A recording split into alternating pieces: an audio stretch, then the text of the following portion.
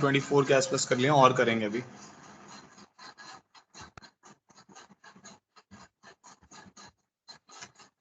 ठीक है, next topic है हमारा position of a point with respect to a line. सुनो सब लोग ध्यान से, position of a point with respect to a straight line. ठीक है, ये टॉपिक है।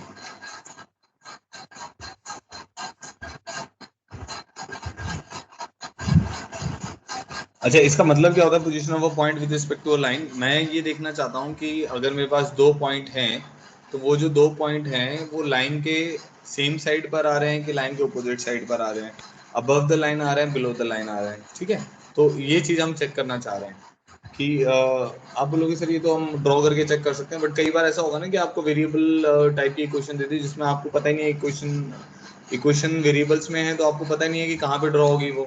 तो उस केस में वो आपसे बोल देगा कि भाई P and Q are on the same side of the line. तो उसके लिए क्या कंडीशन होगी ये अब हमें फाइंड आउट करना है। ठीक है, तो पहले एक एग्जांपल लेते हैं, फिर इसको मैं डिराइव करूंगा कि जो भी इसका रिजल्ट आएगा।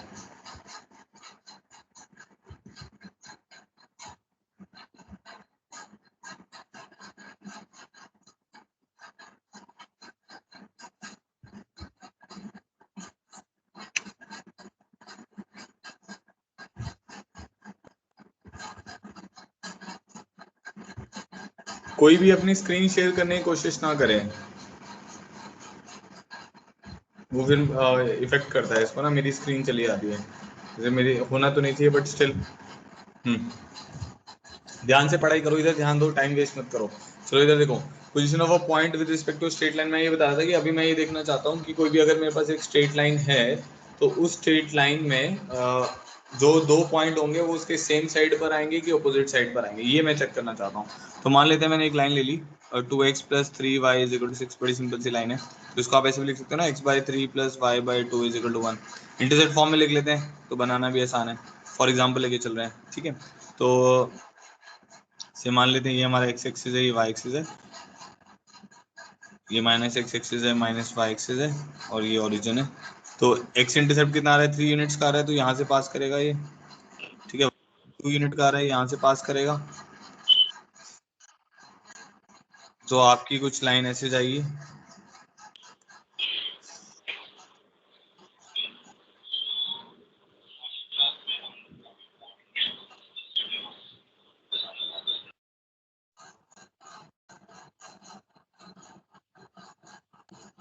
तनु आपका माइक ऑन है? ठीक है, तो ये 3,0 हो गया, 0,2 हो गया। ठीक है, तो लाइन तो बनानी आती है सब लोगों को। अब देखो हम कुछ पॉइंट्स ले रहे हैं, जैसे ये वाला पॉइंट हो गया मेरा 1 0, इसको मैं मान लेता हूँ पॉइंट P। ये ओरिजिन हो गया मेरा 0,0। ठीक है, इसको O मान लेते हैं। ठीक है, और से ये वाला पॉइंट मान लेते हैं 3,2 होगा, इसको R मान लेते हैं। ठीक है, एक पॉइंट और ले लेते हैं इस तरफ कहीं पर, से ये -2 है, तो ये आ जाएगा Q पॉइंट आ जाएगा 1, -2। ये जस्ट इसके नीचे है और यहाँ पर -2 है। तो अगर हम तीन पॉइंट्स को देखें, P, Q, O and R को, तो P एंड R और on the opposite side of the line. ठीक है, P और R जो है वो ऑपोजिट साइड में है लाइन के, P और Q जो है वो सेम साइड में है। देखने में समझ आ रहा है? O, P, Q same side पर है, P और R जो है वो ऑपोजिट साइड पर है। ठीक है, तो हम करते क्या है इसको चेक करने के लिए, देखना भी ध्यान से, ये वाली जो लाइन थी ना इसको f(x, y) मान लेते हैं। ये जो इक्वेशन दी हुई है इसको f(x, y) मान लेते हैं। तो f(x, y) कहने का मतलब हो गया फंक्शन ऑफ x, y। तो ये बन जाएगा 2x + 3y - 6। ठीक है, तो 2x + 3y - 6 मेरा क्या हो गया? f(x, y) हो गया। अब आप क्या करो, आपको अगर ये चेक करना है कि P, Q, R, O ये सब सेम साइड पे, ऑपोजिट साइड में, तो उनमें पॉइंट पुट करो। तो f(p) पुट करो। f(p) क्या है हमारे पास? 1,0। तो x की जगह 1 पुट कर दो, y की जगह 0 पुट कर दो। देखो क्या आएगा, 2 + 0 - 6, क्या वैल्यू आ गई? -4। ठीक है, से O पुट करते हैं, ओरिजिन 0 0 पुट करेंगे तो क्या आएगा? 0 + 0 - 6, क्या आ गया? -6। ठीक है, Q पुट करते हैं विच इज 1, -2, क्या जगह 2 -6 तो ये आ जाएगा -10। ठीक है, f(r) पुट करते हैं, P नहीं है। ये मैंने पुट किया था एफ ऑफ ओ, ये पुट किया था मैंने एफ ऑफ क्यू और एफ ऑफ आर। आर मेरे पास कौन सा कोऑर्डिनेट है 3,2, तो 3,2 पुट करूंगा, देखो क्या आ रहा है 6 + 6 - 6, ये 6 आ गया। ठीक है, एक और पॉइंट ले लेते हैं यहाँ पे, ऐसे 4,0 ले लेते हैं, ये एस पॉइंट है मेरा। ठीक है, तो एफ ऑफ एस लेंगे 4,0, तो मेरे पास आ जाएगा 8 + 0 - 6 2। तो इनके इनको देख के समझ आ रहा है, इन वैल्यूज को देख के कुछ समझ आ रहा है आपको?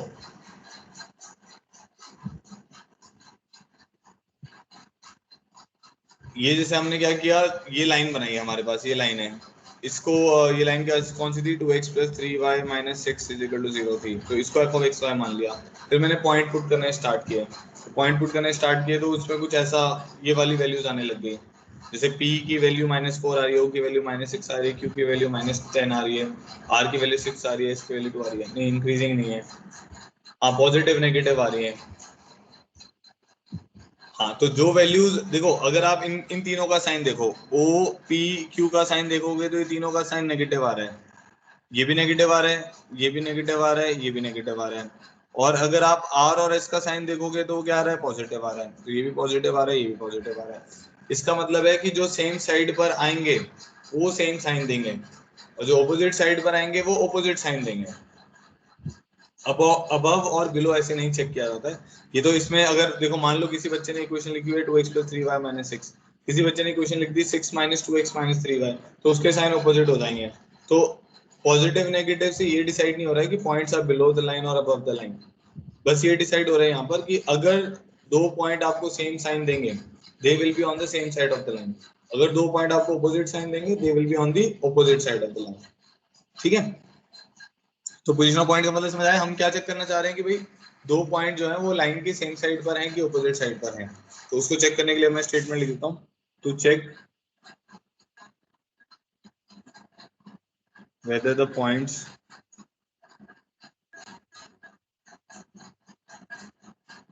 P and Q are on the same side /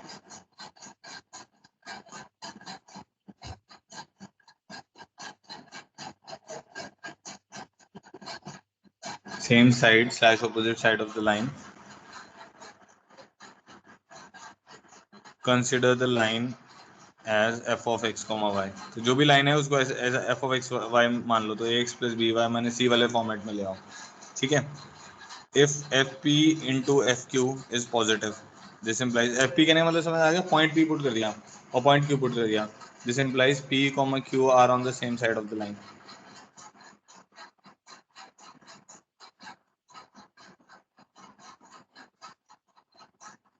ठीक है, if fp into fq is negative, this implies p, q are on the opposite side of the line।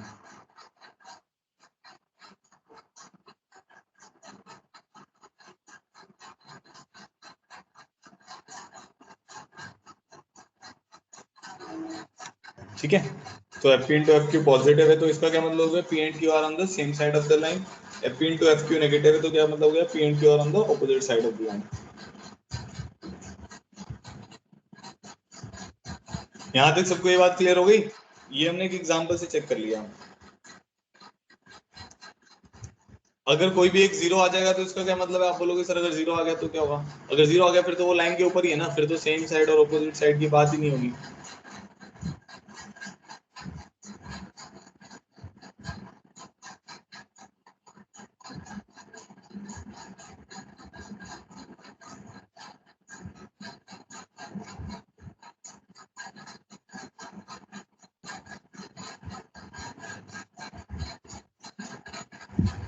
ठीक है, चलो अब इसका डेरिवेशन देखते हैं, इसका डेरिवेशन कैसे आता है। अभी तो मैंने एक एग्जांपल से बता दिया ताकि आपको ये जो रिजल्ट है ये ध्यान में आ जाए, तो ये रिजल्ट ध्यान में रखना बहुत जरूरी है, ये काम भी आएगा।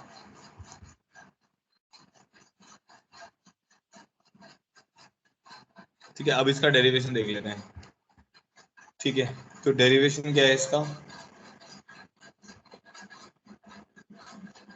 मतलब ये अभी तो मैंने क्या किया, एग्जांपल लेके चेक करवा दिया ना, अभी लॉजिकली कैसे आ रहा है वो चेक कर रहे हैं। तो मान लेते हैं एक लाइन है हमारे पास ax + by + c = 0। ठीक है, तो there is a point p which is x1 y1 और एक पॉइंट q मान लेते हैं। x2/2 कहीं पर भी होंगे इन दोनों को आप ज्वाइन कर सकते हो एक लाइन के थ्रू। ठीक है, तो पी और क्यू को आपने ज्वाइन कर दिया, तो let's say there is a point r और ये इसको m/n में डिवाइड कर रहा है। अगर पी और ऑपोजिट साइड में है, ध्यान से सुनना, पी और क्यू अगर ऑपोजिट साइड में है इस लाइन के, तो ये जो m/n है, ये देख रहे हो ना, ये m है और ये n है, तो m/n जो आएगा वो क्या आएगा,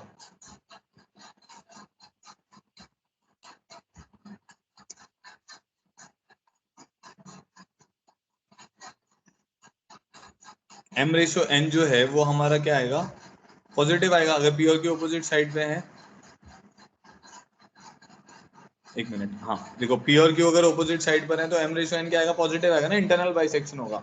अगर P and Q same side पर हैं तो उस केस में क्या होगा कि m/n आपका नेगेटिव आ जाएगा, क्योंकि उस केस में क्या होगा, r जो आएगा ना वो पी और क्यू को एक्सटर्नली बाइसेक्ट कर रहा होगा। बात समझ आ गई। अगर P and Q opposite side पर हैं तो m/n जो है वो पॉजिटिव आएगा, क्योंकि r इसमें पी और क्यू के इंटरनल बाइसेक्शन कर रहा है। तो r अगर इंटरनल बाइसेक्शन कर रहा है तो m/n पॉजिटिव आएगा।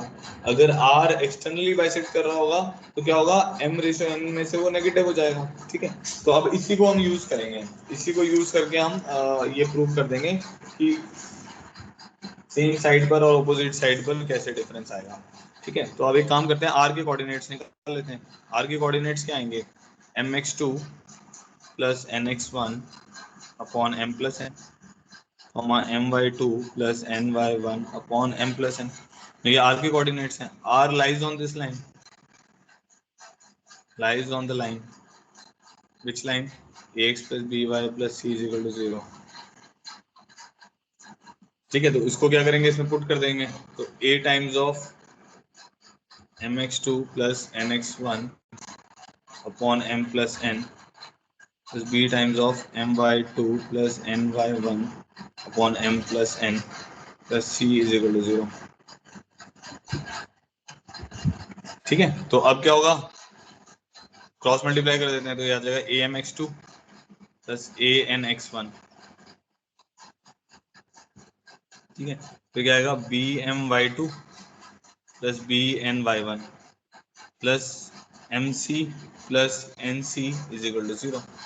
तो अगर आप देखोगे m टाइम्स ऑफ क्या आ गया मेरे पास, ax2 plus by2 plus c plus n times of आ गया ax1 plus by1 plus c is equal to 0।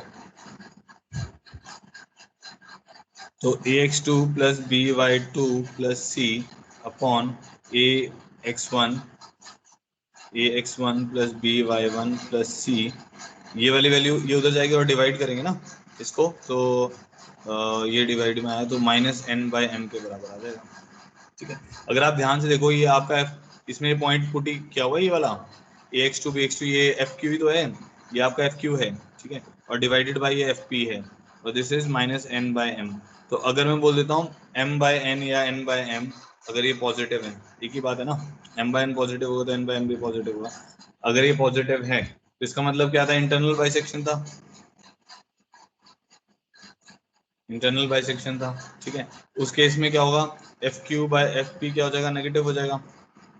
ठीक है, fq/fp नेगेटिव होने का मतलब ये है कि q और p जो ऑपोजिट साइन के हैं, fq और fp ऑपोजिट साइन के, तो इसीलिए हम ये भी लिख सकते हैं fq into fp is negative. आप ऐसा भी सोच सकते हो, fp से आपने ऊपर नीचे मल्टीप्लाई डिवाइड कर दिया, इस स्टेटमेंट में fp से आपने ऊपर नीचे मल्टीप्लाई डिवाइड कर दिया, तो नीचे क्या आ जाएगा, fp का होल स्क्वायर, fp का होल स्क्वायर पॉजिटिव होगा, उसको 0 में भेज दिया। तो ये दोनों स्टेटमेंट एक ही हैं, provided fp should not be equal to 0। ठीक है, तो fq इंटू fp नेगेटिव हो गया। अब नेगेटिव हो गया, इसका क्या मतलब है, इंटरनल बाइसेक्शन हो रहा है, तो point r is inside p and q।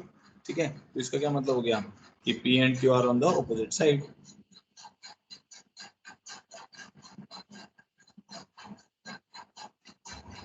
ठीक है, अगर मान लो m/n और n/m नेगेटिव है तो उसमें क्या होगा, एक्सटर्नल बाइसेक्शन होगा।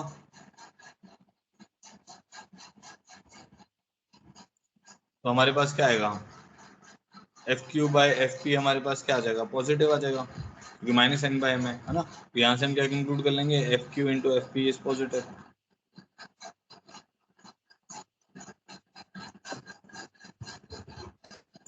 तो इससे क्या हो जाएगा, पी एंड, अब जब एक्सटर्नल बाइसेक्शन होगा तो कुछ ऐसा होगा ना, मतलब पी क्यू और आर ऐसा आ रहा होगा। तो ये लाइन पे आ रहा होगा, तो P and Q will be on the line, P comma Q are on the same side of the line.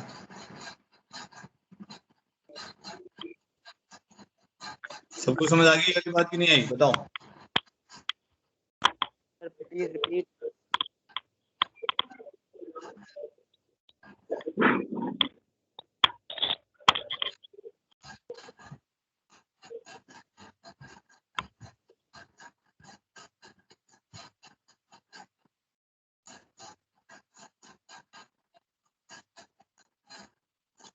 Clear हो गया सबको ये?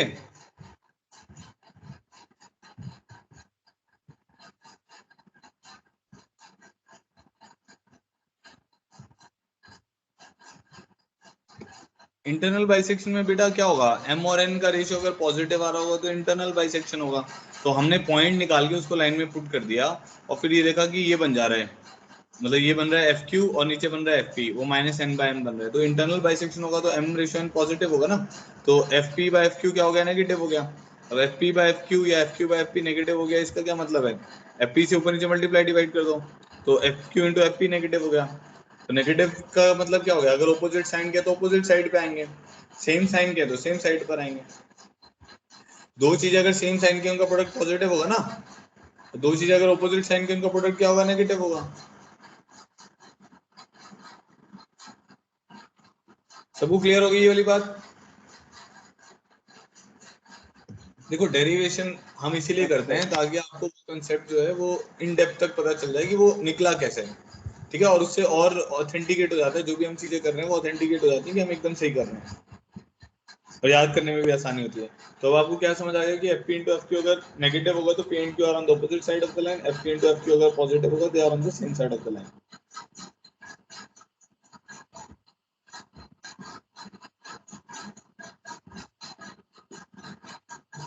अच्छा, अब देखते हैं कि अबव द लाइन और बिलो द लाइन कैसे देखते हैं पॉइंट को। ये सब चीजें ना देखो, अगर आपको लाइन पता है फिर तो खत्म ही है कहानी। जैसे अगर आपको, जैसे हमने जो एग्जांपल लिया था इसमें तो आपको लाइन ही पता थी। अब जब लाइन पता है तब तो ये इसकी तो कोई दिक्कत ही नहीं है ना, कौन सा पॉइंट अबव है, बिलो है, सेम साइड पे, अपोजिट साइड पे। बट क्वेश्चंस में ऐसा नहीं होगा ना, क्वेश्चन में ऐसा नहीं होगा, आपको हो सकता है लाइन ही ना पता हो। अब जैसे एग्जाम्पल बताता हूँ, इसका यूज बताता हूँ एक मिनट, ठीक है, आगे यूज होगा ये कहीं पे। मान लो आपको ऐसा दिया हुआ है, साइड्स दी हुई हैं आपको, ठीक है, या वर्टिसेस दिए हुए हैं। चलो मान लेते हैं वर्टिसेस दिए हुए हैं, ए बी सी वर्टिसेस दिए हुए हैं।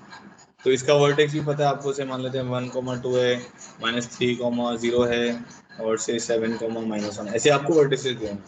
तो उसने बोला क्या करो, ए बी सी का इंटरनल एंगल बाइसेक्टर निकालो। तो हमें ना ये निकालना है, एडी का इक्वेशन निकालना है। मान लो ये क्वेश्चन है, इंटरनल एंगल बाइसेक्टर निकालो, ठीक है। तो अभी हम आगे जाके थ्योरी पढ़ेंगे कि आप अगर आपके पास दो लाइन का इक्वेशन है तो आप उसके एंगल बाइसेक्टर्स निकाल सकते हो, ठीक है। बट एंगल बाइसेक्टर निकाल सकते हो, इंटरनल एंगल बाइसेक्टर और एक्सटर्नल एंगल बाइसेक्टर ऐसे पता नहीं चलेगा, ठीक है। तो अब आपने क्या किया, अब जैसे मान लो अब ये क्वेश्चन है सिंपली आपके पास, एक तो तरीका इसको करने का यही था क्लियरली, अभी आपको मान लो कुछ नहीं पता है तो आप A B by A C equal to B D by C D करके कर लेंगे, तो उससे क्या होगा, डी की कोऑर्डिनेट आ जाएंगे, डी की 2 पॉइंट से इक्वेशन आ जाएगी, तो वो एक अच्छा तरीका है, ठीक है। दूसरा तरीका क्या है, मान लो मेरे पास एडी और इसके जो दूसरा वाला एक्सटर्नल एंगल बाइसेक्टर है उसकी इक्वेशन आ गई, तो मान लो ये हमारा ए बी वन है और ये हमारा ए बी टू है, द एंगल बाइसेक्टर वन और एंगल बाइसेक्टर टू है। तो अब ये कैसे फाइंड आउट करना है, मान लो दो एंगल बाइसेक्टर की इक्वेशन है, वो आगे एक टॉपिक है जिससे आप बहुत इजीली निकाल लेते हो। तो हमें ये फाइंड आउट करना है कि भाई दो एंगल बाइसेक्टर है, उनमें से कौन सा कौन है, मतलब कौन सा इंटरनल है कौन सा एक्सटर्नल है। तो जो ए बी टू है उसके लिए B and C are on the opposite side of the line, ठीक है, और जो ए बी वन है उसके लिए B and C are on the same side of the line.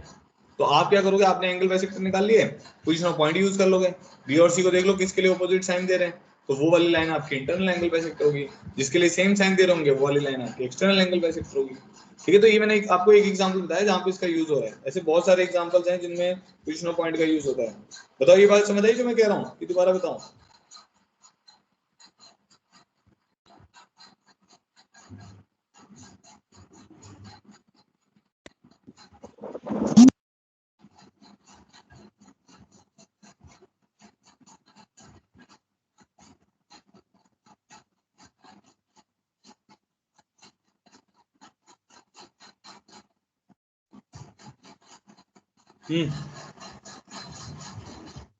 देखो मान लो मैंने ये बोला कि मेरे को क्या करना है, एक ट्रायंगल दिया हुआ है एबीसी, उसके कोऑर्डिनेट दिए हुए हैं और उसने बोला है इसका इंटरनल एंगल बाइसेक्टर निकालो, मतलब एडी की इक्वेशन निकालो।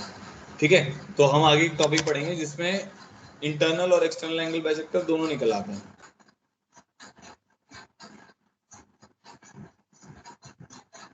तो उसमें क्या करते हैं हम, डायरेक्ट हमारे पास AB1 और AB2 की इक्वेशन आ जाएगी। बट अब हमने कुछ डायग्राम तो बनाया नहीं, हमने तो बस क्या किया, इक्वेशन निकाल ली। अब हमें ये फाइंड आउट करना होगा कि भाई कौन सा इंटरनल है कौन सा एक्सटर्नल है। तो इन दोनों में क्या डिस्टिंक्शन है, जो AB2 है उसके लिए B and C are on the opposite side of the line, और जो AB1 है उसके लिए B and C are on the same side of the line.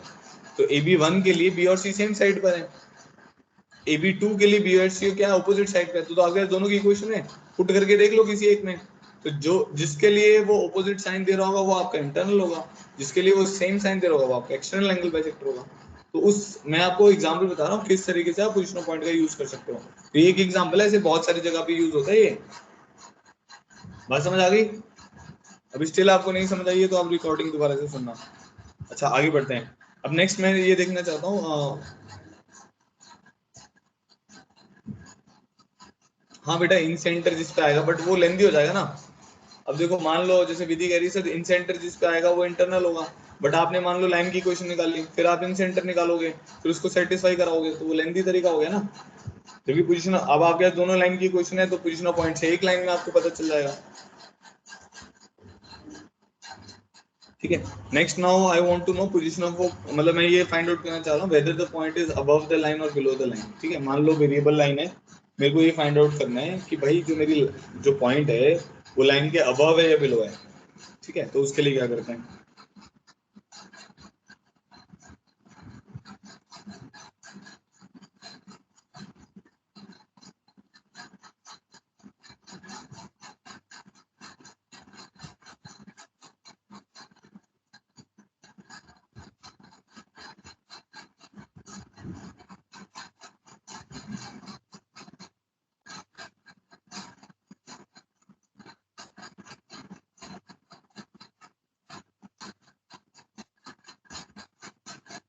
ठीक है, तो मान लो जैसे मैं एक लाइन मान लेता हूँ ax plus B Y plus C is equal to 0। ठीक है, सिंपल सा ही कंसेप्ट है।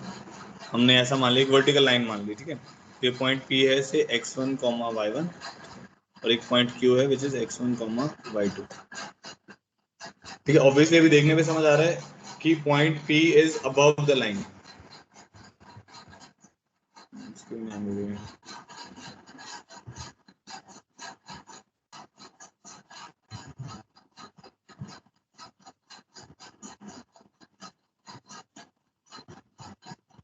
हाँ अभी आ जाएगी बेटा, रुको एक मिनट। ठीक है, अब सुनो, पॉइंट अबव और बिलो द लाइन हमें चेक करना है। ठीक है, तो पॉइंट P मान लिया हमने x1 y1, और एक पॉइंट Q मान लिया x1 y2। तो x1 y2 is on the line and x1 y1 is above the line. ठीक है, तो क्या करेंगे,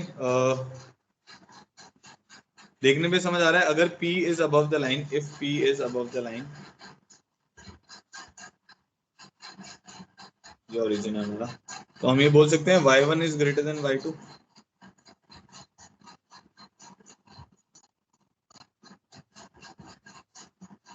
ठीक है, हम ये बोल सकते हैं ना y1 is greater then y2।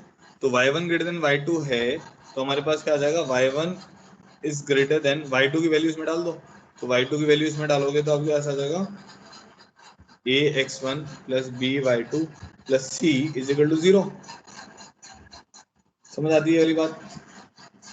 क्योंकि ये पॉइंट इसकी लाइन के ऊपर आ रहा है ना, तो ax1 plus by2 plus c equal to 0। तो मेरे को y2 की वैल्यू चाहिए, तो y2 की वैल्यू आ जाएगी minus of ax1 plus c divided by b।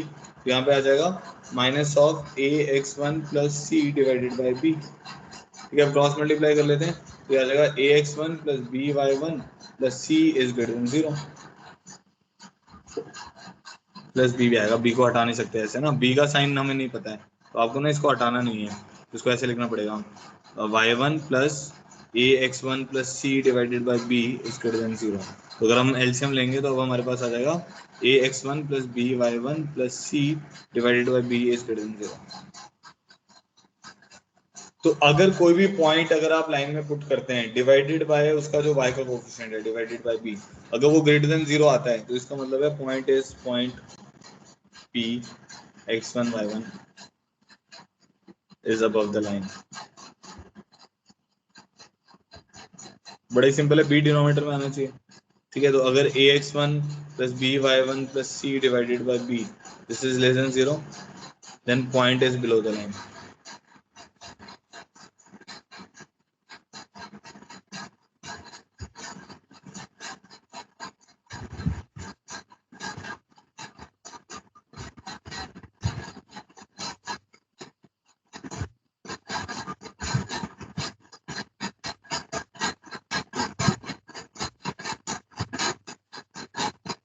बताओ भाई, क्लियर हो गया कि नहीं क्लियर हुआ? कुछ कंफ्यूजन है तो बताओ।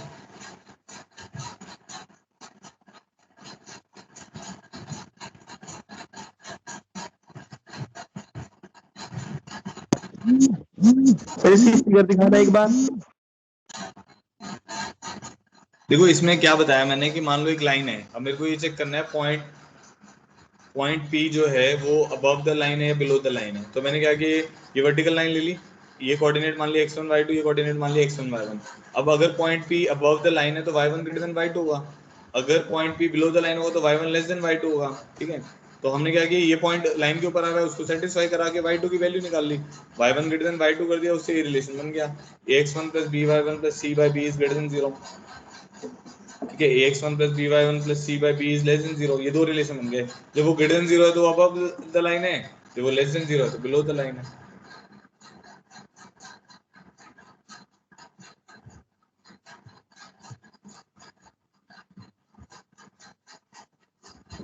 Clear sir. ठीक है, समझ आ गया? चलो अब नेक्स्ट टॉपिक पे आते हैं। तो ये तो हो गया, आपको ये ध्यान में रखने हैं दोनों रिजल्ट।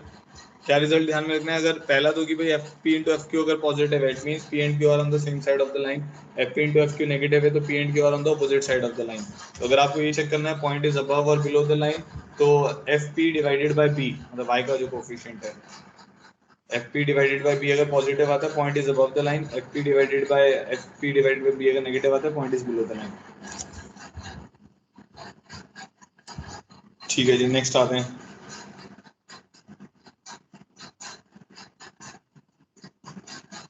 नेक्स्ट है हमारे पास family of intersection of lines.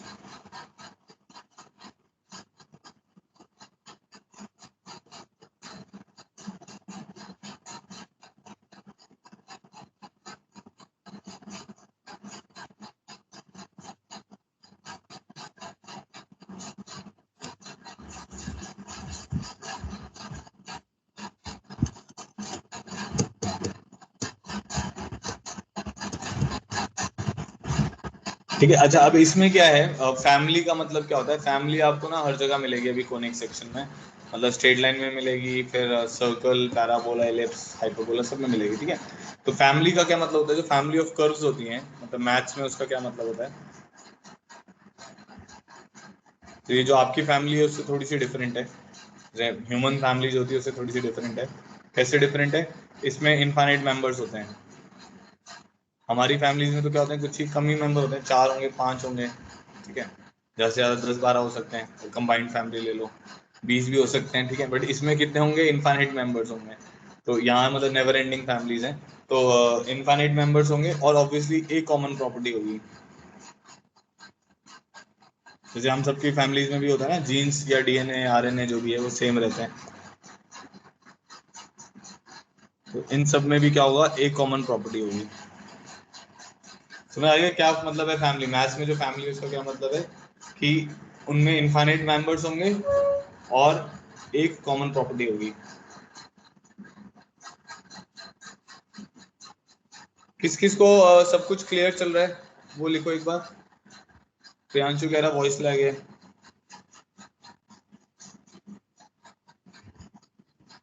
कितने बच्चों को क्लियर आ रही है आवाज और वॉल्यूम वगैरह सब, स्क्रीन?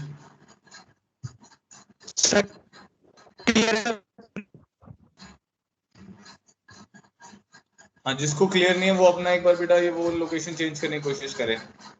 ठीक है। ठीक है, अगर स्टिल प्रॉब्लम आएगी तो मैं नेटवर्क चेंज करता हूँ, अभी ठीक चल रहा है। चलो हाँ, तो फैमिली में मैंने क्या बताया कि भाई इसमें क्या होंगे, इनफाइनाइट मेंबर होंगे और ऑब्वियसली एक कॉमन प्रॉपर्टी होगी, नहीं तो फैमिली बन नहीं पाएगी। अब इसके देखते हैं मतलब किस टाइप की फैमिली होती है। जैसे मान लो मैंने बोला y इज इक्वल टू मान लो मेरे पास है 2x प्लस सी। इनफाइनाइट मेंबर बनाने के लिए आपको कुछ करना पड़ेगा ना, तो वो ध्यान रखना है आपको। तो मान लो मैंने बोला y is equal to 2x plus C. अब ये अगर मैं इन लाइंस को बनाता हूँ ना, ये देखो कैसे बनेंगे।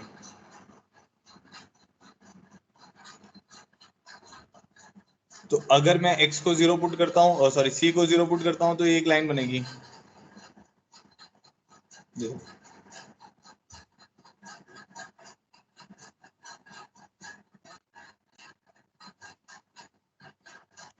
अगर c को 0 पुट करूंगा तो ये लाइन बन जाएगी y is equal to 2x।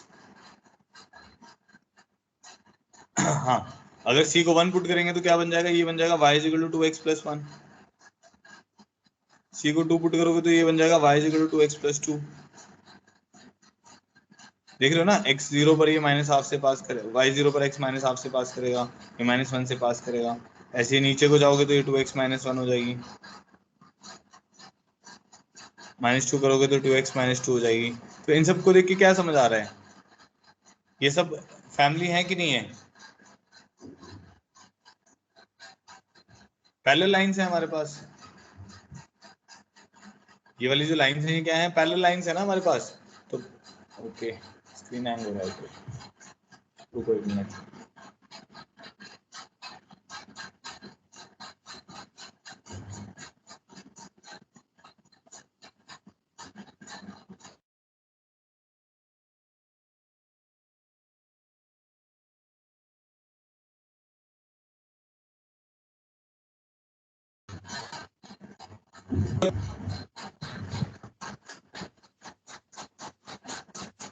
अभी देखो, अब आया, स्क्रीन आ गया।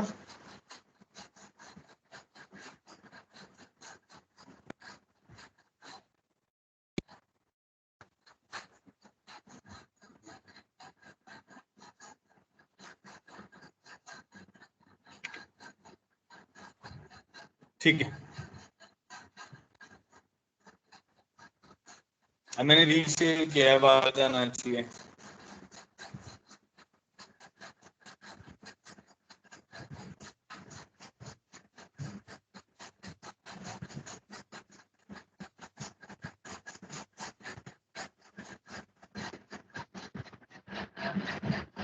देखो, तो y is equal to 2x plus, जिसको नहीं अभी दिख रहा है वो सुनो मेरी बात, बहुत सिंपल सी बात बता रहा हूँ। y is equal to 2x plus C हमने लिया था, 2x प्लस सी में 2x minus 2, 2x minus 1, 2x, 2x plus 1, 2x plus 2, ऐसी लाइंस मैंने ड्रॉ कर दी।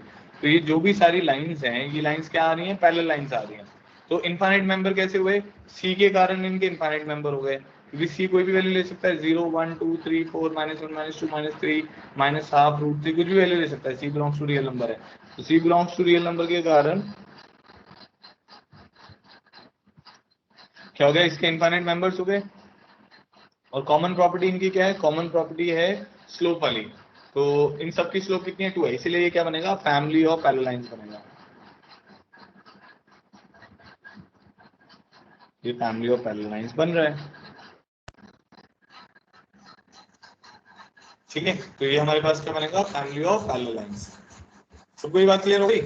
ठीक है, अब एक और लिख रहा हूं मैं, जिसको स्क्रीन नहीं दिख रही है बताना मुझे, ठीक है। मेरे को लग रहा है अब तो सबको आ रही होगी। y इज इक्वल टू, मान लो मैंने लिखा mx प्लस 3।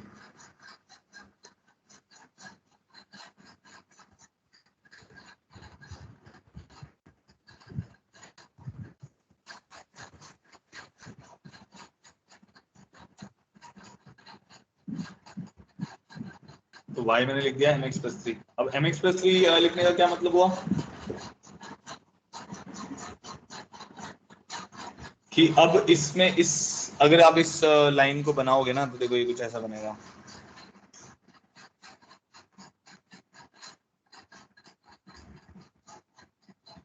अब x को 0 डाल दो तो y की वैल्यू 3 रहेगी ना, तो ये 0,3 हो गया। तो स्लोप कुछ भी हो सकती है, तो स्लोप कुछ भी हो सकती है, तो ये जो लाइन बनेंगी ये कुछ ऐसी बनेंगी। एक लाइन ऐसे जाएगी, ठीक है, एक लाइन ऐसे जाएगी, एक लाइन ऐसे जाएगी जिसकी स्लोप 0 होगी, ठीक है, फिर पॉजिटिव स्लोप, फिर नेगेटिव स्लोप, ठीक है। तो ये ऐसी बहुत सारी लाइन बन जाएंगे जैसे मैंने कुछ समझ आ रहा है आपको कि ये भी एक फैमिली है। कौन सी फैमिली है? Family of line, family of intersection of line है एक्चुअली में, family of lines passing through point 0,3। ये हो गया family of lines. Infinite member हो गए किसके कारण? m बिलोंग्स टू r के कारण। m कोई भी वैल्यू ले सकता है, ठीक है, तो उसके कारण आपके इनफाइनाइट मेंबर हो गए। बट कॉमन प्रॉपर्टी क्या होगी? ये सारी लाइंस कहां से पास कर रही हैं? 0,3 से पास कर रही हैं।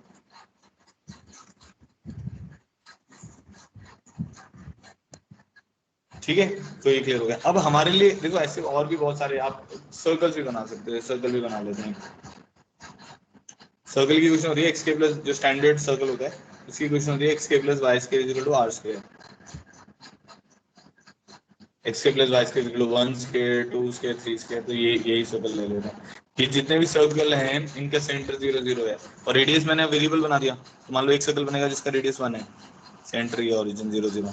फिर एक सर्कल बना दिया जिसका रेडियस 2 है, R2 हो जाएगा उसमें, इसमें R1 होगा, इसमें R2 हो जाएगा। एक सर्कल बना दिया जिसका रेडियस 3 है, ठीक है, एक सर्कल ऐसे चलते रहेंगे। तो समझ आ रहा है आपको कि फैमिली तो बन गई। R belong to capital R लिखने में आर रियल नंबर है आपका, कोई भी वैल्यू ले सकता है। तो बहुत सारे सर्कल बन गए।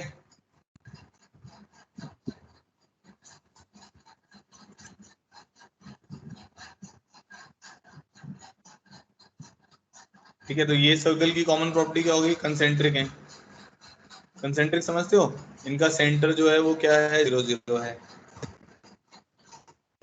और जो रेडियस है वो क्या है?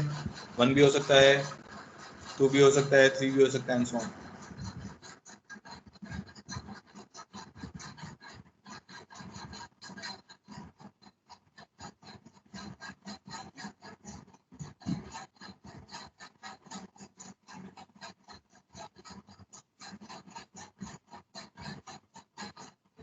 समझ आ गया सबको? ये चैट बॉक्स में लिखो। ये भी ये इसको क्या बोलेंगे? Family of concentric circles.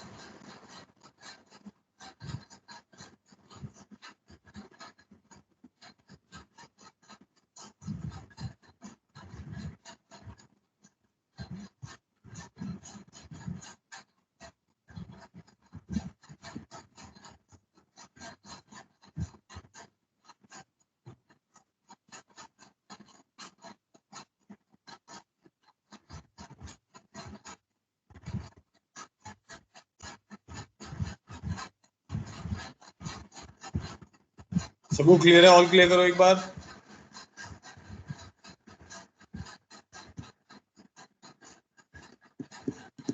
Mic से बोलो।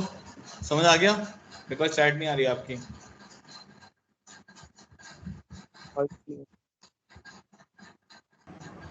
All clear sir.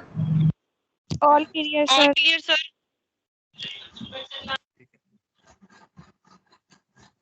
तो अब हमने दो टॉपिक पढ़ लिए। एक पढ़ लिया पोजीशन ऑफ पॉइंट, ठीक है, position of point with respect to a line. और अब हमने एक पढ़ लिया फैमिली, फैमिली के बारे में पढ़ लिया, फैमिली की डेफिनेशन पढ़ लिया। अब जो मेन टॉपिक है इसका वो ये है, अब आप क्या करोगे ना, ऐसी जनरली फैमिली आपसे नहीं पूछेगा वो, आपसे बस वो पूछेगा फैमिली ऑफ इंटरसेक्शन, जो हमारे कोर्स में है family of intersection of curves. तो उसमें ऐसा आ जाएगा family of intersection of lines, family of intersection of circles, family of intersection of circle and parabola. तो इंटरसेक्शन होगा उसमें, ठीक है, तो वो मैं आपको बताता हूँ। तो family of intersection of lines में आते हैं।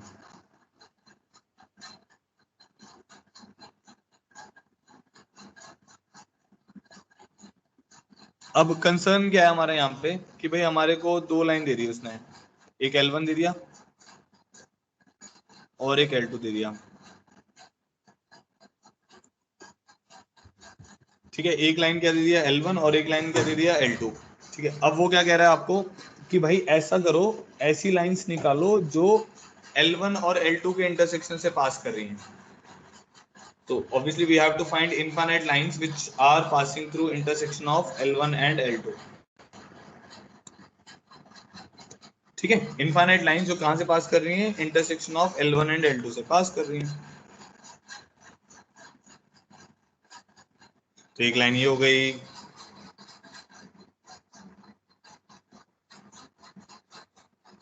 ठीक है, एक लाइन ये हो गई, ऐसे ऐसी बहुत सारी लाइंस आ जाएंगी। अब क्योंकि इनफाइनाइट लाइंस आएंगी इसलिए वो फैमिली बन जाएगी, और उन सबकी कॉमन प्रॉपर्टी क्या होगा, उन सबकी कॉमन प्रॉपर्टी होगा point of intersection which is P. ठीक है, तो यहाँ पे आपको L1 की इक्वेशन देगा वो a1x plus b1y plus c1 equal to 0, ये L1 की इक्वेशन देगा। a2x plus b2y plus c2 equal to 0, ये L2 की इक्वेशन देगा। तो L1 की इक्वेशन भी दे देगा और L2 की भी इक्वेशन दे देगा, और बोलेगा इन दोनों के इंटरसेक्शन से पास करने वाली इनफाइनाइट लाइंस की इक्वेशन को आप निकालें।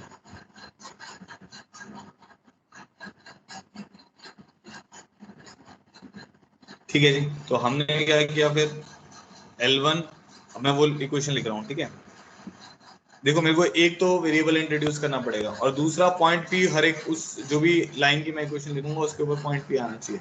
तो जो family of intersection of lines लिखते हैं वो हम ये लिखते हैं L1 plus lambda L2 equal to 0 फिर लैम्डा बिलोंग्स टू R।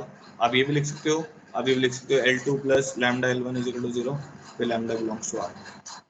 तो आप चाहे ये अबव वाला इक्वेशन लिखो चाहे ये वाला इक्वेशन लिखो, दोनों में अपने को family of intersection of line passing through L1 and L2 मिल जाएगा।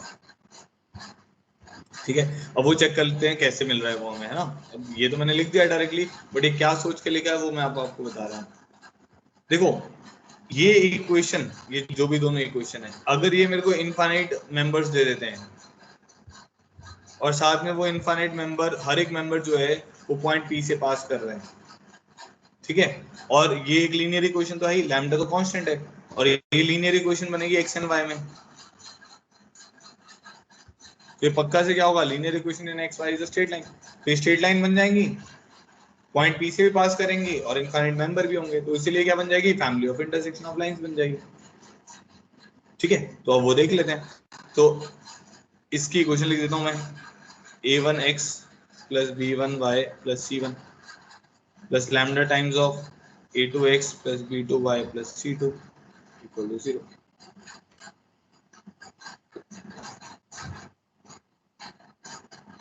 a1x plus b1y plus c1 plus lambda times of a2x plus b2y plus c2 equal to 0। अब लैम्डा के कारण तो इनफाइनाइट मेंबर हो गए, लैम्डा को आप 1 डालोगे पहली लाइन मिल जाएगी, लैम्डा को 2 डालोगे सेकंड लाइन, 3 4 5 ऐसे कर करके डालते रहोगे तो बहुत सारी लाइंस मिलती रहेंगी। लैम्डा को -1 डालोगे तो अलग लाइन, -2 डालोगे तो अलग लाइन, ऐसे ही हमारे को इनफाइनाइट लाइंस मिल जाएंगी। पहली चीज तो हमें ये क्लियर हो जानी चाहिए। दूसरा, अब ये सारी लाइंस पॉइंट पी से पास करेंगी नहीं करेंगी ये अब चेक कर लेते हैं। पॉइंट पी इसको सेटिस्फाई कर रहा है, point P lies on L1, तो पॉइंट पी को जब आप इसमें पुट करोगे, मान लो ये पॉइंट पी है अल्फा कॉमा बीटा, तो जब इसमें पुट करोगे तो क्या आएगा, a1 alpha plus b1 beta plus c1, उसके ऊपर आ रहा है, सेटिस्फाई करेगा उसको। पॉइंट पी जो है L2 पे भी आ रहा है, तो a2 alpha plus b2 beta plus c2 equal to 0, ये भी होगा। तो अब आप इसमें पुट करो, पॉइंट पी को पुट करो, इसमें पुट करोगे तो क्या आएगा, a1 alpha plus b1 beta plus c1 plus lambda times of a2 alpha plus b2 beta plus c2।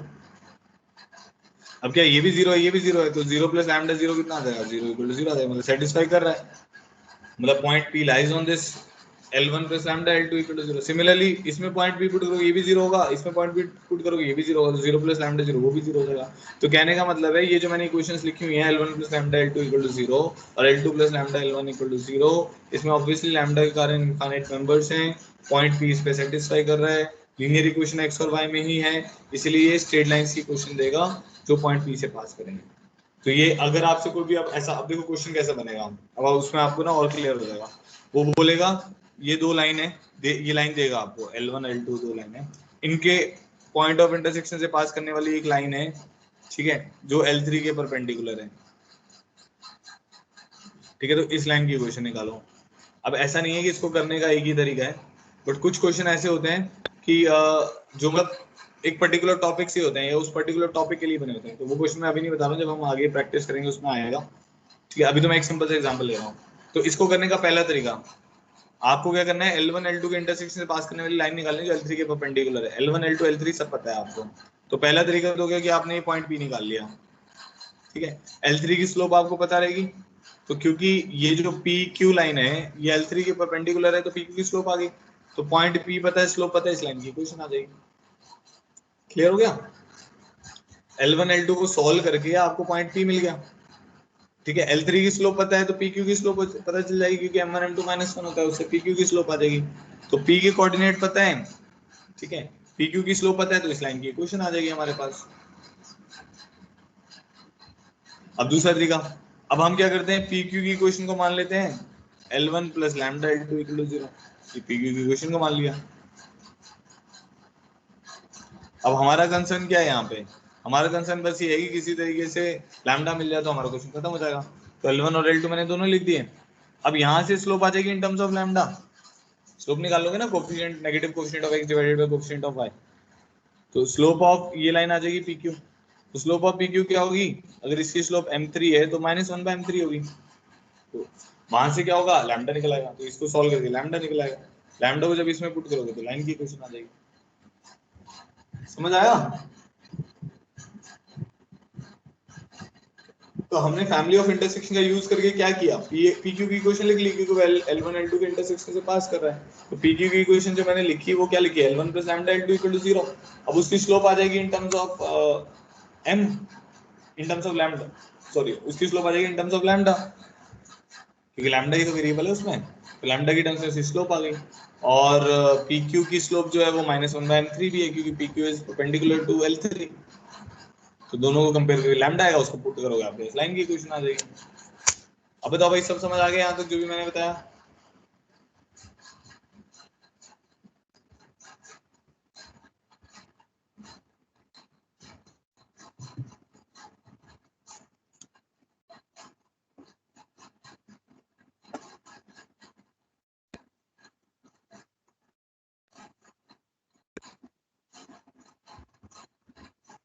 All clear करो एक बार।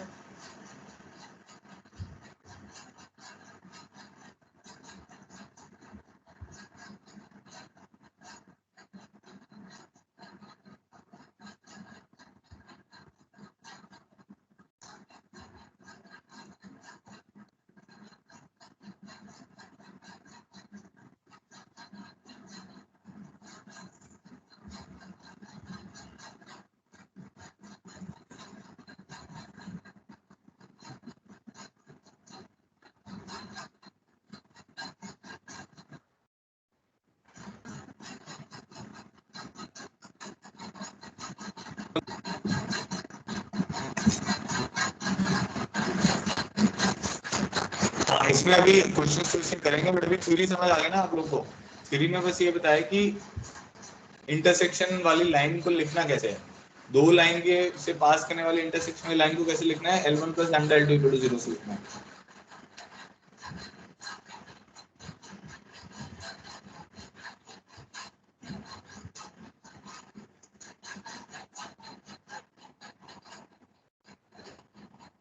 नेक्स्ट आते हैं कॉन्करेंसी ऑफ थ्री लाइंस, इसी के ऊपर पेज है।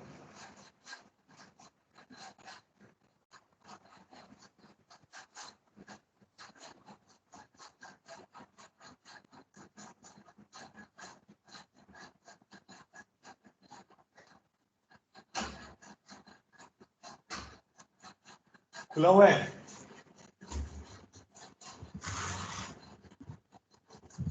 Concurrency of three lines. अच्छा, अब इसमें हम क्या चेक करना चाह रहे हैं, मान लो कि मेरे पास तीन लाइंस हैं, मेथड 1, तीन लाइंस हैं, a1x plus b1y plus c1 equal to 0, a2x plus b2y plus c2 equal to 0, a3x plus b3y plus c3 equal to 0। ठीक है, ये तीन लाइंस है मेरे पास। कॉन्करेंसी का मतलब ये होता है कि भाई ये जो तीन लाइन है ये एक ही पॉइंट पे इंटरसेक्ट करनी चाहिए। ठीक है, तो ये तीन लाइन एक ही पॉइंट पे इंटरसेक्ट करेंगे, उसके लिए क्या कंडीशन है? तो सिंपल, इसको सॉल्व कैसे करते हैं वो मैं बताता हूँ आपको। इन दोनों को सॉल्व करके आप पॉइंट ऑफ इंटरसेक्शन निकाल लोगे, पॉइंट पी निकाल लें इन दोनों को सॉल्व करके। वो इन टर्म्स ऑफ क्या आएगा, x in terms of a1 a2 b1 b2 c1 c2 आ जाएगा, y भी in terms of a1 a2 b1 b2 c2 c1 c2 आ जाएगा। इसको जब आप इसमें पुट करोगे तो वो कुछ कंडीशन आपकी ऐसी बन जाएगी, सॉल्व करके जब पुट करोगे ना तो वो कंडीशन बन जाएगी a1 into b2 c3 minus b3 c2, ठीक है, minus b1 into a2 c3 minus a3 c2, plus जैसे वो एरिया में बनता था c1 into a2 b3 minus a3 b2, ठीक है, इक्वल टू 0 ऐसा बन जाएगा। तो इसीलिए फिर इसको हम डिटर्मिनेंट वाले फॉर्म में लिख देते हैं। अब आपको डिटर्मिनेंट तो लिखना आता ही है, तो वो डिटर्मिनेंट बन जाएगा A1 B1 C1 A2 B2 C2 और A3 B3 C3।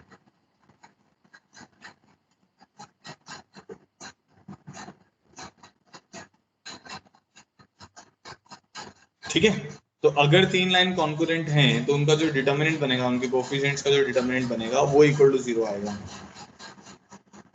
समझ आ गया कैसे कैसे लिखा है?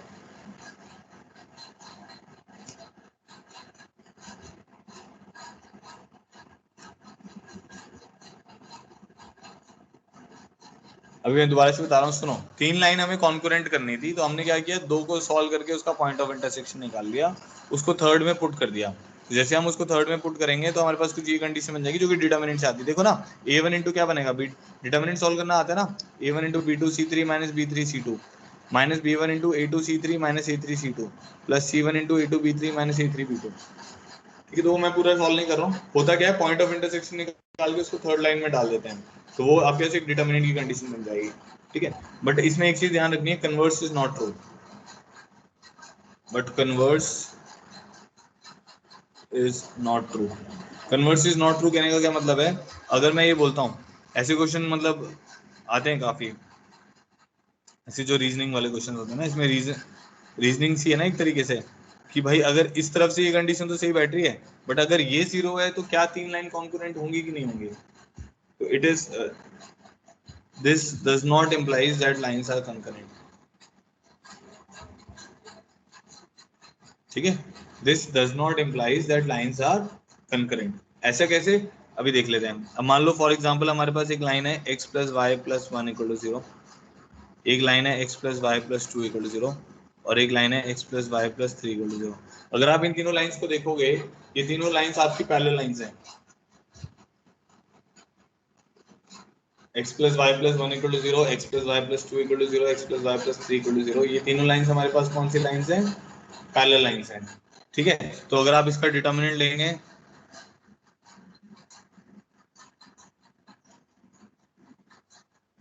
अगर आप इसका डिटर्मिनेंट लेंगे तो हमारे पास क्या आ जाएगा, 1 1 1 कोफिशिएंट्स का डिटर्मिनेंट 1 1 2 1 1 3। तो अब सॉल्व करोगे ना तो ये 0 आ जाएगा क्योंकि इसके दो कॉलम सेम हो गए। तो डिटर्मिनेंट जिसमें दो रोज या दो कॉलम सेम हो जाते हैं तो वो क्या होता है, 0 होता है। आप सॉल्व करके भी चेक कर सकते हो। तो अब ये लाइंस क्या होगी, पैरेलल होगी, तो कॉन्करेंट तो है ही नहीं, ये तीनों लाइन ऐसी आ जाएंगी, स्लोप -1 की है ना, तो ऐसी आ जाएंगी ये लाइन, तो इंटरसेक्ट तो कर ही नहीं रही, कॉन्करेंट भी नहीं है। ठीक है, तो कन्वर्स इज नॉट ट्रू। तीन लाइन कॉन्करेंट है तो उनका डिटर्मिनेंट 0 होगा, बट अगर लाइंस का डिटर्मिनेंट 0 हो रहा है, it is not necessary that all the lines are concurrent.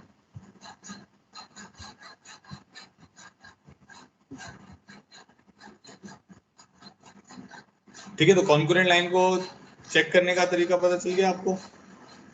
अगर तीन लाइन कॉन्करेंट है तो उनका डिटर्मिनेंट पक्का से 0 होगा, but converse is not true. ठीक है, ये स्टेटमेंट थी यहाँ पर।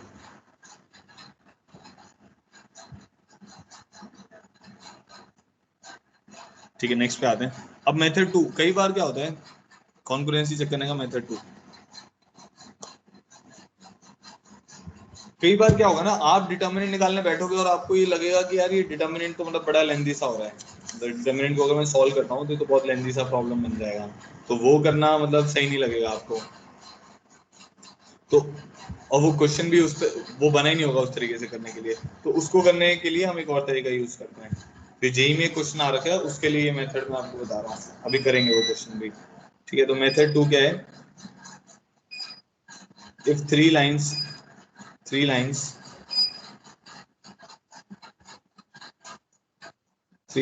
are concurrent, if and only if there exist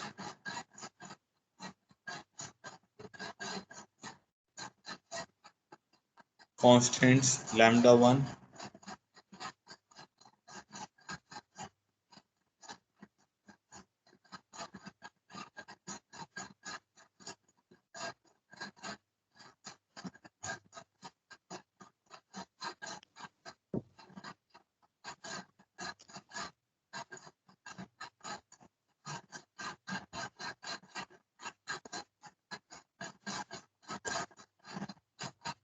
ये कैसा है मैं बताता हूँ अभी आपको। ठीक है, तीन लाइंस को हम कॉन्करेंट प्रूव कर सकते हैं अगर हमारे पास तीन ऐसे कांस्टेंट मिल जाएं जो कि तीनों साइमल्टेनियसली जीरो ना हो। ठीक है, नॉट मतलब तीनों में से कोई भी जीरो नहीं होना चाहिए। Lambda 1 L1 plus lambda 2 L2 plus lambda 3 L3 equal to zero but बन जाए। लैम्डा 1 लैम्डा 2 लैम्डा 3 जीरो नहीं है, L1 L2 L3 तीन लाइंस हैं। अगर ये कुछ भी एक ऐसा लैम्डा 1 लैम्डा 2 लैम्डा 3 का पेयर आ गया या ऑर्डर ट्रिपल आ गया, मतलब एक पेयर बनेगा ना आपके ग्रुप बनेगा, मतलब लैम्डा 1 लैम्डा 2 लैम्डा 3 का, such that lambda 1 L1 plus lambda 2 L2 plus lambda 3 L3 equal to 0, then the lines L1 L2 L3 are concurrent। ठीक है, अब इसको कैसे चेक कर सकते हैं हम, अब ये प्रूफ कैसे कर सकते हैं, तो मान लेते हैं let lambda 1 is not equal to 0, तो लैम्डा 1 L1 किसके बराबर आ जाएगा, minus of lambda 2 L2 plus lambda 3 L3 आ जाएगा। अब लैम्डा 1 से आप डिवाइड कर दो तो ये बन जाएगा minus of lambda 2 by lambda 1 L2, ठीक है, plus minus lambda 3 by lambda 1 L3। ठीक है, तो इसको हम ऐसे लिख सकते हैं, अब माइनस लैम्डा 2 बाय लैम्डा 1 कोई और कांस्टेंट हो गया, से मान लेते हैं इसको K1 लिख देते हैं, K1 L2 प्लस ये K2 L3, या ऐसा लिख लेते हैं इसको, वही बना लेते हैं K2 बना लेते हैं इसको मान लेते हैं K2 है ये, तो K2 L2 plus K3 L3। तो अगर आप ध्यान से देखोगे तो ये वैसे ही तो बन गया, फैमिली ऑफ स्ट्रेट लाइन ही तो हो गया। L2 L3 की इंटरसेक्शन से पास करने वाली लाइन जो है उसको आप क्या लिखते हो, L1 प्लस लैम्डा L2 लिखते हो ना। A L1 plus B L2 equal to 0 जो है ये भी फैमिली ऑफ लाइंस ही है, family of line passing through intersection of L1 and L2। कैसे, आप A से डिवाइड कर दो इसको तो L1 plus B bye A बन जाएगा जो कि K L2 बन जाएगा। तो ये भी family of intersection of line ही है, बोथ आर सेम। ठीक है, तो आपने क्या किया, ये जो आपके पास तीन लाइन थी, तीन लाइन का सम था, उसमें से आपने L1 लिख दिया in terms of L2 and L3।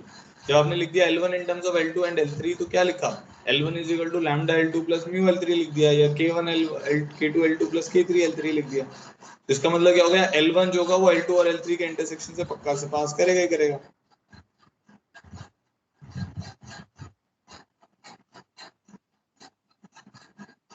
ठीक है ना, L1 जो है वो L2 क्योंकि L2 L3 का जो पॉइंट ऑफ इंटरसेक्शन है मान लो P, तो उसको इसमें पुट करोगे ये जीरो हो जाएगा, ये भी जीरो हो जाएगा, तो L1 भी जीरो हो गया। इसका क्या मतलब है, L1 L2 L3 के इंटरसेक्शन से पास कर रहा है। जिसको स्क्रीन लैग कर रहा है बेटा थोड़ा सा वेट करो, अपने आप आ जाएगी स्क्रीन ना, कुछ हो सकता है नेटवर्क का इश्यू चल रहा हो मेरे एंड पे या आपके एंड पे। ठीक है, तो अब जैसे एक क्वेश्चन करते हैं इसके ऊपर, तो आपको उससे और थोड़ा क्लियर हो जाएगा, क्योंकि इसके ऊपर थोड़े ज्यादा क्वेश्चंस है नहीं। तो प्रॉब्लम 24 तक हो गए थे हमारे, अब प्रॉब्लम 25 कर रहे हैं।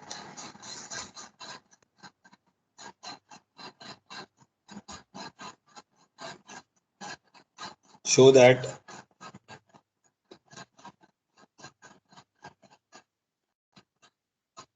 the altitudes of triangle are concurrent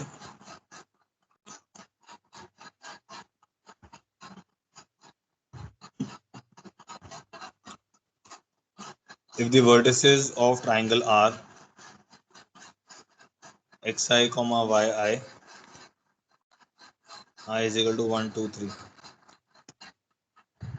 Show that altitudes of the triangle are concurrent if the vertices of the triangle are xi comma yi, I 1 2 3.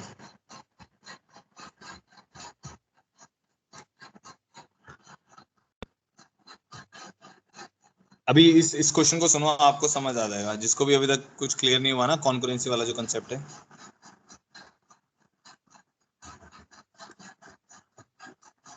Triangle की सिमेट्री ऐसी होती है कि उसमें altitude, medians, angle bisector, perpendicular bisector तीनों के एक ही जगह पे इंटरसेक्ट करते हैं। तो अब हमें यहाँ पे प्रूव करना है कि तीन ऑल्टीट्यूड जो बनेंगे वो सब के सब क्या होंगे, कॉन्करेंट होंगे। तो इसके कोऑर्डिनेट को मान लिया हमने x1 y1, इसके कोऑर्डिनेट को मान लिया x2 y2, इसके कोऑर्डिनेट को मान लिया x3 y3। मैं क्या करूँगा, तीन ऑल्टीट्यूड लिखूंगा अब। तो पहला ऑल्टीट्यूड लिख रहा हूँ, से AD बोल देते हैं इसको। ठीक है, अब AD की क्वेश्चन कैसे लिखेंगे, पहले तो स्लोप निकाल लेते हैं। तो स्लोप ऑफ BC मेरे पास किसके बराबर आ रहा है, y3 minus y2 upon x3 minus x2। तो स्लोप ऑफ AD क्या होगा, इसका नेगेटिव रेसिप्रोकल हो जाएगा, minus of x3 minus x2 upon y3 minus y2। ठीक है, तो अब इक्वेशन ऑफ एडी क्या आ जाएगा, इक्वेशन ऑफ एडी आ जाएगा y minus y1 is equal to minus x3 minus x2 upon y3 minus y2 into x minus x1। ठीक है, तो इसको क्रॉस मल्टीप्लाई कर देते हैं, तो बन जाएगा y3 minus y2 times of y minus y1 times of y3 minus y2। ठीक है, यहाँ पे आ जाएगा minus x times of x3 minus x2 plus x1 times of x3 minus x2। ठीक है, तो अब फाइनल जो इक्वेशन ऑफ एडी बनेगी वो बन जाएगी y times of y3 minus y2 plus x times of x3 minus x2। ठीक है, माइनस प्लस कर लेते हैं इसको y1 times of y2 minus y3। ठीक है, ये प्लस है, इसको तो लेके जाएंगे माइनस हो जाएगा, उसका माइनस अंदर भेज देंगे तो x1 into x2 minus x3।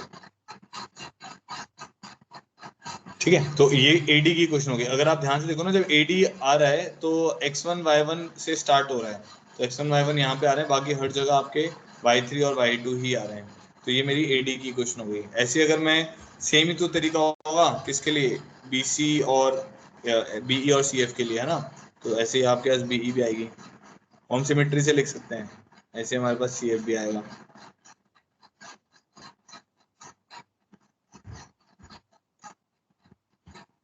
अब जो BE की क्वेश्चन है, BE की क्वेश्चन क्या आएगी, B कहाँ से स्टार्ट हो रहा है, B के लिए y3 और y1 आएगा, है ना, तो y टाइम्स ऑफ y3 की जगह y1 minus y3 plus x times of यहाँ पे x1 minus x3 plus y1 की जगह y2, देख रहे हो ना, 3 की जगह 1 आ रहा है, 2 की जगह 3 आ रहा है, तो 1 की जगह y2 की जगह y3 minus y1 plus x2 x3 minus x1 is equal to 0। ऐसे CF में क्या होगा, y इंटू y1 की जगह y2 minus y1 plus x into x2 minus x1। ठीक है ना, तो CF के लिए x1 x2 बन रहे हैं ना, तो यहाँ पे x1 x2 बन रहे हैं, सही बन रहा है, प्लस यहाँ पे आ जाएगा y3 into y1 minus y2 plus x3 into x1 minus x2 is equal to 0। तो ये 3 लाइन्स आ गई। अब देखो, अगर आप इसका डिटर्मिनेंट सॉल्व करने लग जाते हो तो थोड़ा सा लेंथी पड़ेगा ना, सॉल्व हो जाएगा, ऐसा नहीं कि वो नहीं सॉल्व हो पाएगा, वो भी सॉल्व हो जाएगा, वो प्रॉपर्टीज वगैरह अगर आप यूज करोगे तो सॉल्व हो जाएगा। y3 minus y2 x3 minus x2 y1 minus y3 x1 minus x3, इसका डिटरमिनेंट बनेगा, और ये वाला कॉलम भी एक बनेगा। ठीक है, तो प्रॉपर्टीज से वो भी सॉल्व हो जाएगा। बट अगर मैं डायरेक्टली देखता हूँ कि अब ये मेरी 3 लाइन्स हैं, तो अगर आप ध्यान से देखो ना, L1 plus L2 plus L3 0 आ रहा है, इन तीनों को डायरेक्टली ऐड करोगे तो ये 0 आ जा रहा है, तो y का कोफिशिएंट क्या बनेगा, y3 कट गया, y2 कट गया, y1 कट गया, x का कोफिशिएंट क्या आ रहा है, x3 कट गया, x1 कट गया, x2 कट गया। यहाँ से देखो y1 y2 प्लस में, यहाँ नीचे वाले में y1 y2 माइनस में है, y1 y3 सब्ट्रैक्शन में, y1 y3 प्लस में, तो सब ऐड होके 0 हो जा रहा है। तो आपको अब ये समझ आ रहा है कि ये मैं क्या कह रहा था, मैं यही तो बता रहा था आपको कि अगर हमारे पास 3 लाइन्स हैं, उनको हम कॉन्करेंट ऐसे भी प्रूव कर सकते हैं, अगर λ1 L1 plus λ2 L2 plus λ3 L3 0 के बराबर आ जाए, where λ1 λ2 λ3 are not all 0 simultaneously.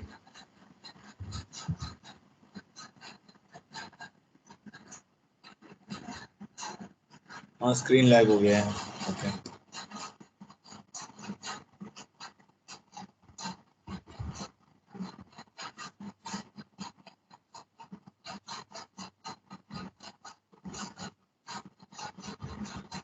ठीक है, चलो मैं एक बार और बता देता हूँ। देखो मैंने क्या किया, मेरे को इसमें प्रूव करना था कि altitudes of the triangle are concurrent if the vertices of the triangle are xi, yi। ठीक है, तो हमने क्या किया, x1 y1 x2 y2 x3 y3 हमने वर्टिसेस मान लिए। फिर मेरे को AD की क्वेश्चन निकालनी थी, तो मैंने BC की स्लोप निकाली। अब क्या होगा, जो BC की स्लोप निकालोगे, AC की स्लोप निकालोगे, उसमें बस क्या चेंज होगा, x2 की जगह x3 आ जाएगा, x3 की जगह x1 आ जाएगा। ठीक है, तो सिमेट्री कारण ऐसा होगा। तो हमने क्या किया, स्लोप ऑफ BC निकाली, स्लोप ऑफ AD क्या हो जाएगा, उसका नेगेटिव रेसिप्रोकल हो जाएगा, पॉइंट पता है, स्लोप पता है, उस लाइन की इक्वेशन लिख दी। जैसे हमने AD की इक्वेशन लिखी, उसी से कंपेयर करके BE और CF की लिख दी। फिर मैंने आपको क्या बताया कि भाई आप इन तीनों को ऐड करो, तो अब क्या बन रहा है, L1 plus L2 plus L3 equal to 0। इसका क्या मतलब है, ये स्टेटमेंट सही हो रही है ना, हमें पता तो है ही कि ऑल्टीट्यूड कॉन्करेंट होंगे। तो ये जो कॉन्करेंसी की हमने स्टेटमेंट लिखी हुई है, कि भाई 3 लाइन कॉन्करेंट प्रूव करने का एक और तरीका क्या है, λ1 L1 plus λ2 L2 plus λ3 L3 0 के बराबर होगा। अब बताओ समझ आया नहीं समझ आया?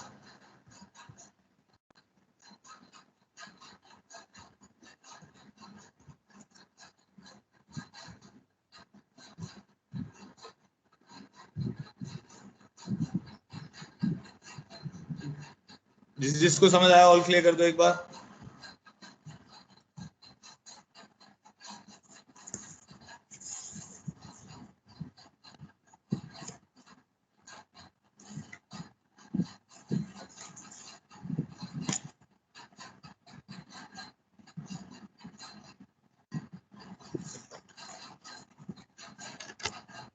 चलो नेक्स्ट करते हैं, अब क्वेश्चंस करते हैं थोड़े से ना।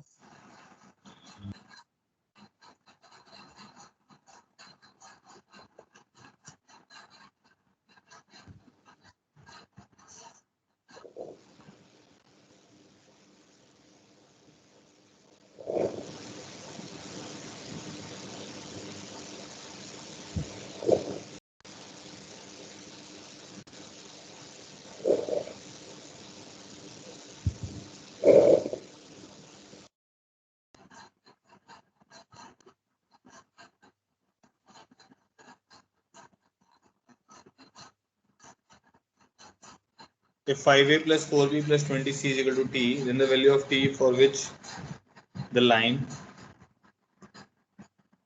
ax plus by plus c minus 1 is equal to 0 always passes through a fixed point.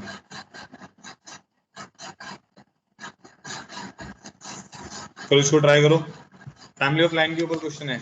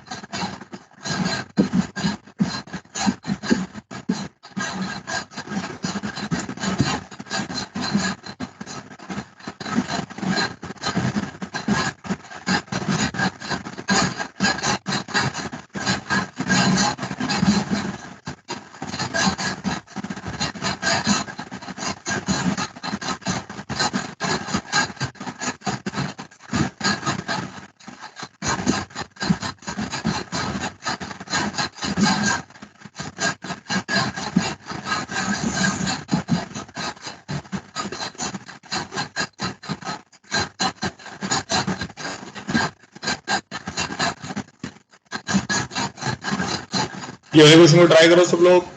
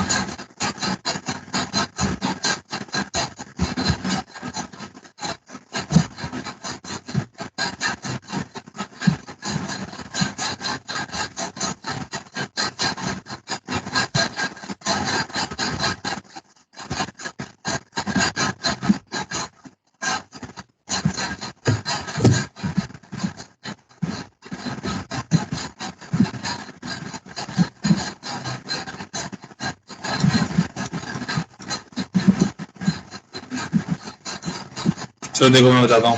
देखो जब भी आपको ये ना फैमिली ऑफ लाइन का क्वेश्चन है, तो फैमिली ऑफ लाइन के क्वेश्चन में हमेशा L1 प्लस लैम्डा L2 मतलब कुछ इस फॉर्म की क्वेश्चन बनेगी, L1 plus lambda L2 equal to 0 या A L1 plus B L2 equal to 0।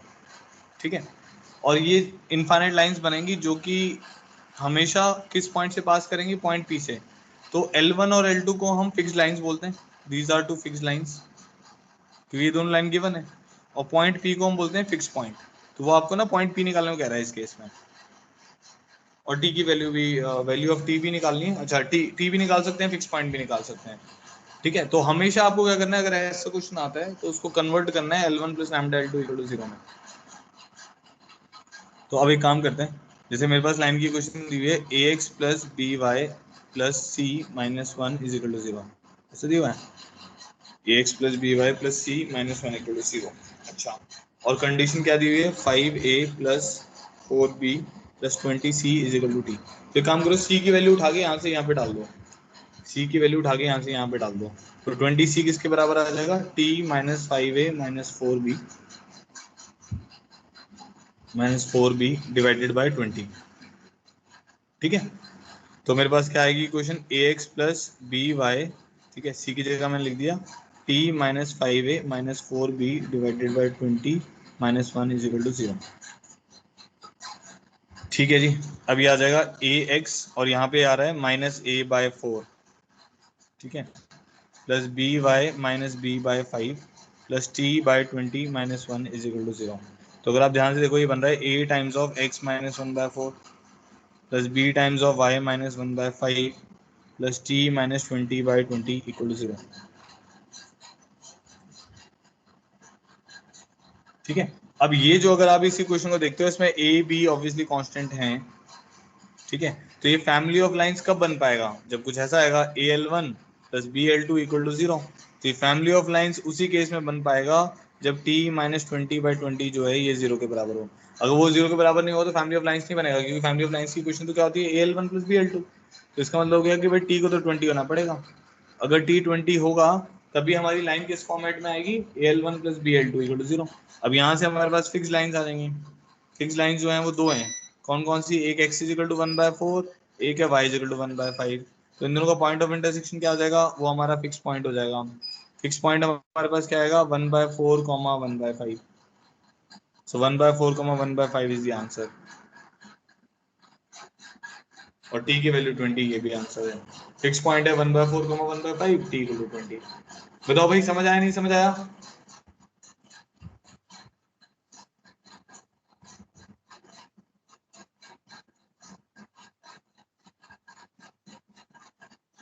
जब भी फैमिली ऑफ स्ट्रेट लाइन का क्वेश्चन आएगा तो AL1 प्लस BL2 बनाना पड़ेगा या L1 प्लस लैम्डा L2 बनाना पड़ेगा, उससे आपको पता चल जाएगा लाइंस कौन सी हैं, उन दोनों लाइन के इंटरसेक्शन, आपको इंटरसेक्शन पॉइंट पता चल जाएगा।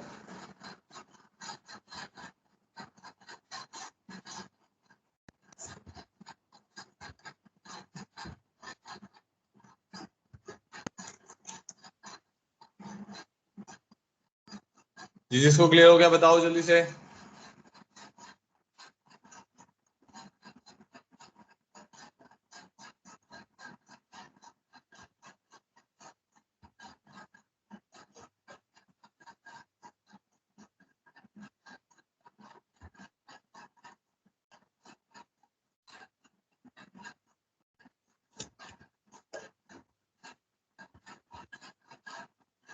ठीक है, तो आज के लिए इतना ही कर रहे हैं। इवनिंग की क्लास में हम ट्रिगो इक्वेशन स्टार्ट करेंगे आज।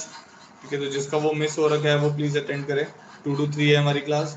ठीक है, कल हम स्ट्रेट लाइन ही कंटिन्यू करेंगे, इसके आगे वाले टॉपिक्स अब थोड़ा खींच लेंगे स्ट्रेट लाइन को। ठीक है, इस वीक में कोशिश करेंगे खत्म करें।